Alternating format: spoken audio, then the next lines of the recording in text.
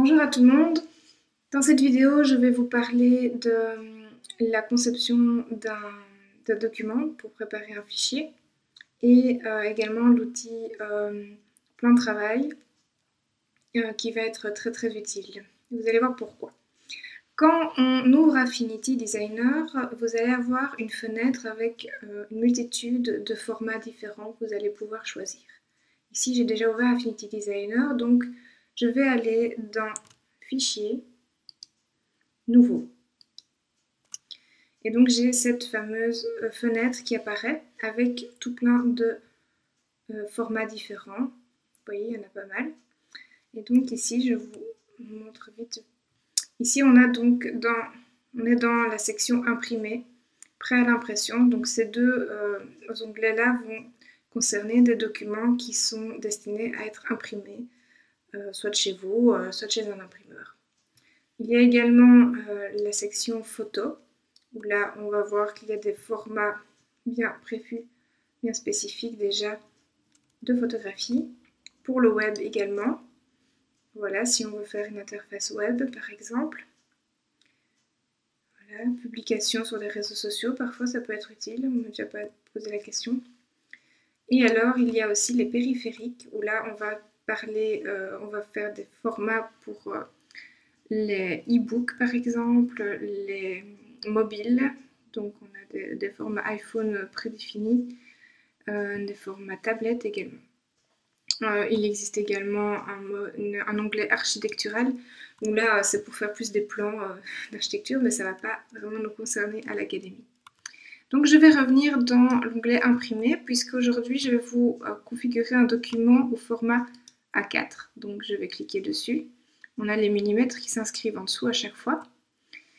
Et dans la colonne de droite, on remarque donc ici A4 a bien été sélectionné, les millimètres se retrouvent et on a différents paramètres que l'on va pouvoir changer si l'on souhaite. Donc les DPI vont concerner la qualité de votre fichier. Donc en impression, on reste tout le temps sur 300 DPI. Quand un imprimeur vous demandera un fichier prêt pour impression, il vous dira il me faut un fichier en 300 DPI. Après, si vous avez envie, si pour une raison ou une autre, ça doit être moins bon comme résolution, vous pouvez de toute façon cliquer sur la petite flèche et changer dans la jauge ici. Alors, on est en millimètres, mais vous pouvez changer également ici. On voit que cette partie-ci concerne l'impression et ici, tout ça va concerner plus ce qui est mobile ou web. Donc millimètres, centimètres, mètres. On va rester en millimètres ici. Et vous pouvez changer l'orientation, soit en paysage, soit en portrait. Je vous montrerai une fois que le document sera créé, comment le rechanger par après. Vous verrez qu'il y a toujours moyen de revenir en arrière. Alors, le plan de travail, je ne vais pas le créer tout de suite, puisque par après, je vous expliquerai l'outil plan de travail et ses spécificités. Alors, concernant les couleurs, maintenant, le format des couleurs, très important, puisque par défaut, il va nous mettre du RVB, sauf que le RVB concerne uniquement les couleurs destinées au web ou au mobile. Nous allons faire un document destiné à l'impression. Donc on va changer et on va aller se mettre en CMJN pour le cyan, magenta, jaune et noir, qui fait référence aux cartouches de votre imprimante. Pour le profil de couleur, on ne va rien changer. On ne va pas mettre d'arrière-plan transparent non plus pour ce projet-ci. Il est possible de mettre des marges, donc ça c'est des marges, ça va être des espèces de petits repères qui ne vont pas être imprimés, mais qui vont vous aider dans la structure de votre conception de projet pour pouvoir vraiment ne pas dépasser certains endroits. Pour ça, il suffira simplement de cliquer ici, de le paramétrer, tout simplement. Mais bon, ici j'en ai pas besoin, donc je ne vais pas le faire. Alors on a les fonds perdus également. Les fonds perdus vont être très utiles lorsqu'on fait un travail où des couleurs sont vraiment sur le bord de votre feuille. Et donc, à l'impression, ça doit être coupé bien net sur le bord. Il ne doit pas y avoir une petite marge blanche. Donc pour ça, on va mettre des fonds perdus, mais donc ça va être plus un fichier destiné à être imprimé dans un centre d'impression. Ou alors, chez vous, avec votre imprimante, vous devrez recouper là où il y a les fonds perdus. Ça, c'est quelque chose à savoir. C'est très spécifique également. Ici, vous voyez que les petits liens sont maintenus. Ça veut dire que si je mets un paramètre ici, par exemple, si je mets, je le dézoomer, donc je vais mettre 3 mm, et bien automatiquement, partout, gauche, droite, haut et bas, 3 mm seront appliqués parce que les liens ont été actifs partout. Si je clique ici, je vais par exemple mettre uniquement 3 mm hop, sur le haut et le bas de ma feuille. D'accord? Alors ici, pour ce projet, je ne vais pas activer les fonds perdus. N'en auront pas besoin. Donc je vais créer. Et là, notre document apparaît. Nous avons donc une feuille A4 au format portrait. Maintenant, je vous avais dit, il est toujours possible de revenir en arrière pour modifier toute la configuration que l'on vient de créer. Pour cela, il y a hop, un petit bouton ici au-dessus, configuration de document. Je peux cliquer dessus et là s'ouvre une autre fenêtre où on a donc bien notre document. On peut changer, bon on va rester en impression parce que c'est pas ça que je vais changer. Le format également. Voilà, c'est juste d'une autre... c'est juste montré différemment. Les millimètres, on va laisser. Mais alors, vous voyez, moi, je veux le mettre en paysage. Et bien, je vais simplement décocher le portrait et faire OK. Et vous voyez, ma feuille a basculé en mode portrait automatiquement. D'accord? Donc, maintenant, je vous parle de l'outil plan de travail qui se situe ici. Hop, je clique dessus. Et cet outil, qui est très pratique, va nous permettre de créer une zone où vous allez pouvoir mettre, par exemple, plusieurs feuilles. Ici, j'ai feuille A4, pour pouvoir travailler avec une vue globale de ce que vous faites sur différents projets. Par exemple, j'ai donc ici, quand je clique sur mon outil plan de travail, un bouton ici, un menu déroulant, taille, 2 points, document. Et on a inséré un plan de travail. Pour le moment, je vais simplement, dans un premier temps, cliquer sur plan de travail. Et vous voyez, ma feuille A4 est devenue un plan de travail au format A4. Alors, je vais dézoomer. Vous voyez, la zone grise tout autour devient ma zone de travail. Imaginez que vous avez une grande table et que vous disposez dessus une feuille A4. Et bien, autour de cette feuille A4, vous pouvez mettre d'autres objets et vous pouvez donc travailler comme ça librement. Donc si je reclique ici une deuxième fois sur plan de travail, je vais donc pouvoir créer un deuxième plan de travail. Et donc vous allez avoir ici une multitude de possibilités pour travailler. Donc je vais encore en faire un et vous montrer que maintenant vous pouvez également, je vais zoomer, oups, je me suis trompée. Je vais zoomer ici.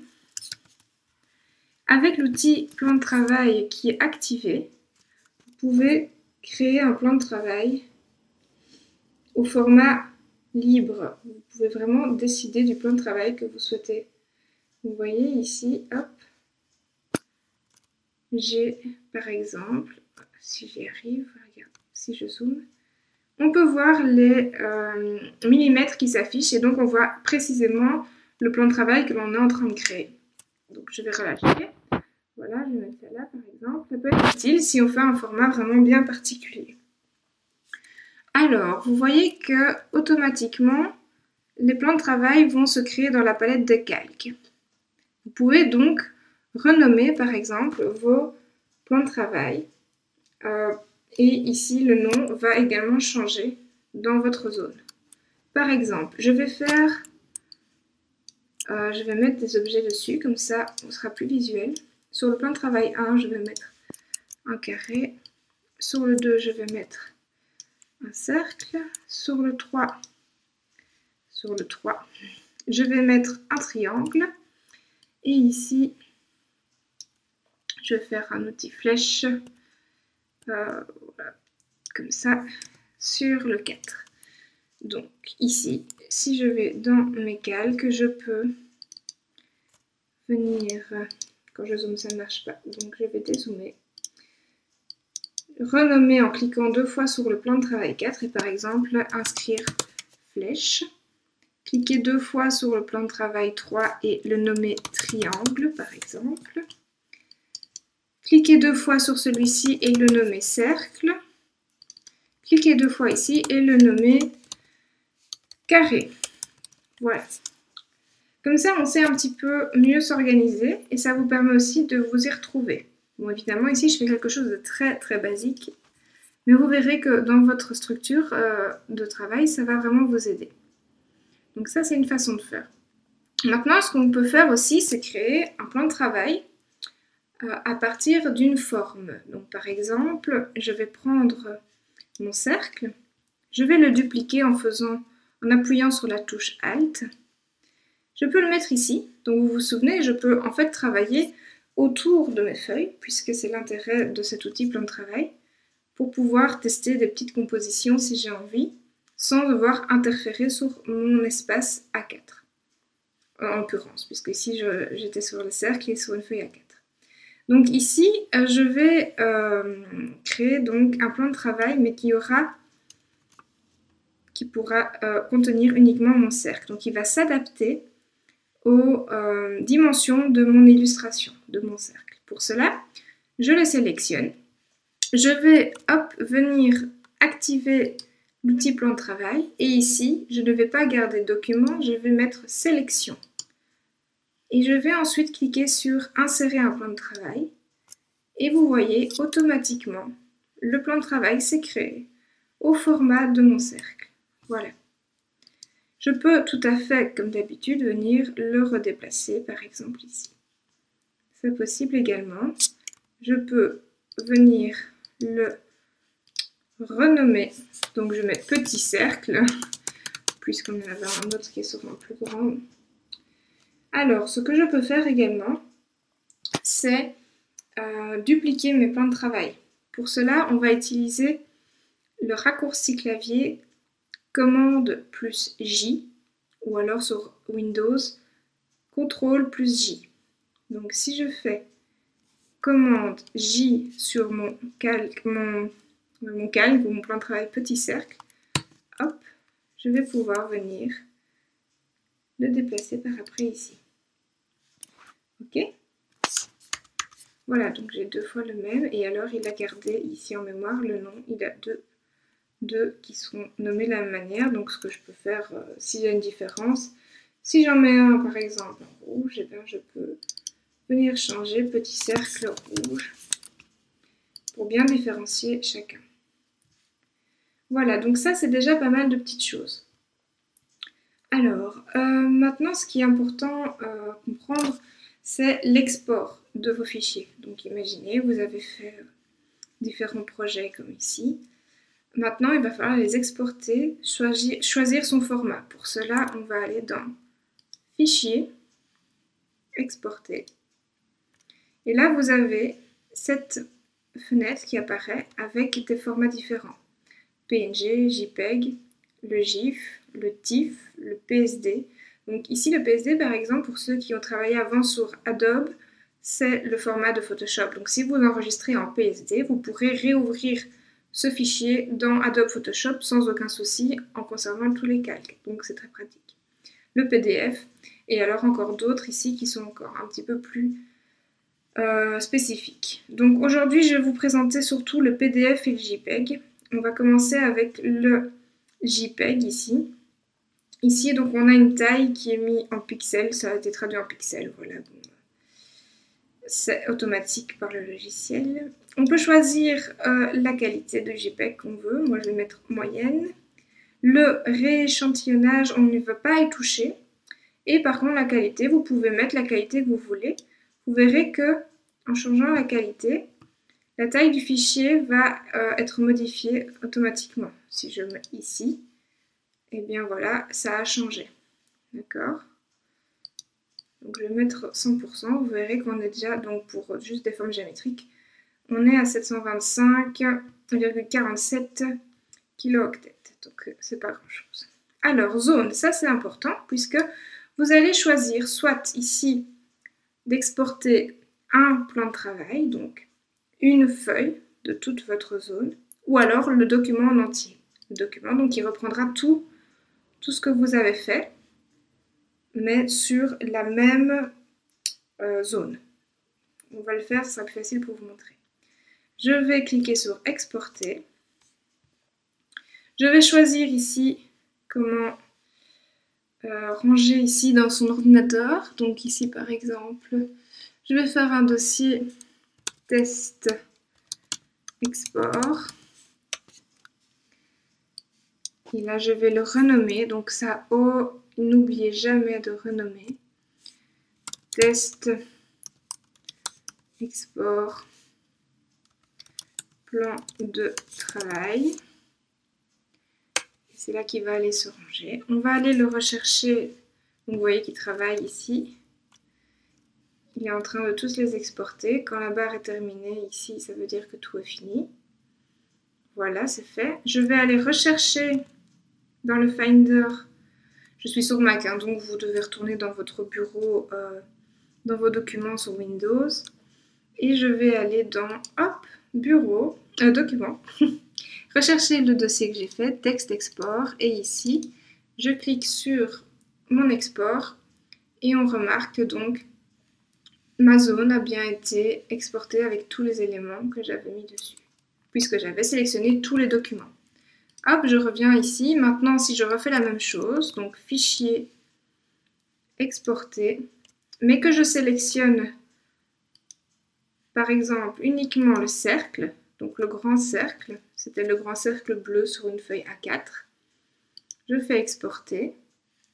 Je renomme ici un cercle bleu. Je fais Enter. Il s'exporte. Je vais le rechercher dans le Finder et on remarque que nous avons bien ici un cercle bleu au format A4, puisque nous n'avons sélectionné qu'un seul. Là, vous voyez bien la différence entre un et l'autre où on avait mis les deux. Enfin, si mon ordinateur veut bien, voilà. Il veut bien, mais à moitié. Bref. Alors, ça, c'était pour le JPEG. Maintenant, pour le PDF, parce que ça peut aussi être un fichier, un format très utile, on va refaire la même façon. Donc, fichier, exporter.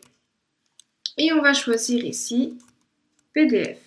Alors, PDF pour impression, c'est parfait. Vous pouvez choisir d'autres façons, d'autres qui sont proposées, mais qui sont plus spécifiques pour les imprimeurs. Mais nous, on va rester sur impression toute l'année, de toute façon. On reste en 300, comme ça, on est en bonne qualité. On n'a pas de fond perdu, donc il ne nous le propose pas. Et pour l'aperçu, moi j'aime bien cocher cette petite case puisque ça vous permettra de, une fois qu'on aura cliqué sur exporter, que ça s'ouvre automatiquement. On ne doit pas aller rechercher dans le Finder, etc. Notre document. On va directement voir ce que ça donne, donc c'est pratique. Et alors, comme dans le JPEG, on va pouvoir sélectionner soit le document en entier. Donc ça veut dire qu'on va générer un PDF qui va contenir plusieurs pages. Ou alors, comme l'autre fois, on peut choisir, sélectionner l'un ou l'autre élément. Donc je vais faire comme tout à l'heure, d'abord le document en entier. On voit qu'on a également une taille estimée et on va exporter.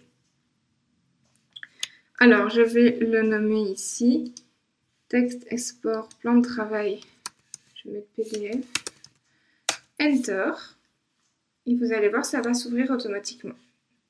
On a donc page 1 avec le carré, page 2 avec le cercle, le petit cercle rouge et bleu, mon triangle et ma flèche. Tout cela dans un même PDF. Ok. Maintenant, je refais la même démarche ici, fichier enregistré, exporté. Hop, dans les zones, on va juste changer et je vais sélectionner uniquement la feuille A4 avec le triangle et je vais faire exporter. Et on aura donc ici, je vais donc le renommer triangle A4. Il va s'ouvrir automatiquement et on n'aura que le triangle puisque c'est ce qu'on avait sélectionné. Ok? Donc, l'avantage de travailler avec l'outil plan de travail, c'est que vous pouvez vraiment avoir une visibilité globale de tout ce que vous faites en même temps. Si vous faites un projet et puis vous dites tiens j'aimerais bien voir à quoi ça ressemble dans une autre couleur, eh bien vous pouvez le refaire, le dupliquer sur un autre plan de travail et uniquement changer les couleurs et comme ça vous verrez en vis-à-vis directement ce que ça donne. Ça peut être vraiment très très pratique plutôt que de jongler avec différentes fenêtres qui s'ouvriraient dans le logiciel. Alors comme je le disais aussi, vous pouvez très bien travailler avec, hop, c'est ça que je voulais faire. Voilà, travailler, faire vos petites compositions sur le côté et puis après venir les ajouter. Pouvoir garder sur le côté des choses. Donc ça, c'est vraiment quelque chose que je trouve assez pratique. Alors, je réfléchis si j'ai bien tout dit. Donc, oui, je crois que j'ai bien tout dit. Hop. Alors, ce qui est important ici maintenant, c'est de pouvoir enregistrer également un document. On a créé son document, on a utilisé l'outil plan de travail. Maintenant, on va pouvoir l'enregistrer. Pour ça, fichier, hop, fichier, enregistrer sous. Hop, donc c'est différent d'un export, puisqu'un export, on va choisir un format de destination, JPEG, PNG, PDF, etc. Quand on enregistre sous, on enregistre au format Affinity Designer, d'accord? C'est différent. Donc là, je vais mettre par exemple exercice plan de travail. Et donc, dans mon dossier que j'ai créé tout à l'heure, il y a le fichier exercice plan de travail Affinity qui va venir se ranger ici. Vous pouvez le ranger évidemment ailleurs. D'ailleurs à l'académie, je vous demanderai d'aller le ranger dans le document, le dossier qui est sur le serveur en fonction de votre horaire de travail. Comme ça, vous rangez directement au bon endroit. Donc enregistrer. Voilà. Voilà, mais je pense que j'ai été la plus complète possible. Voilà, j'espère que cette vidéo aura été claire et sera pratique pour la suite. Voilà, à très bientôt dans une prochaine vidéo.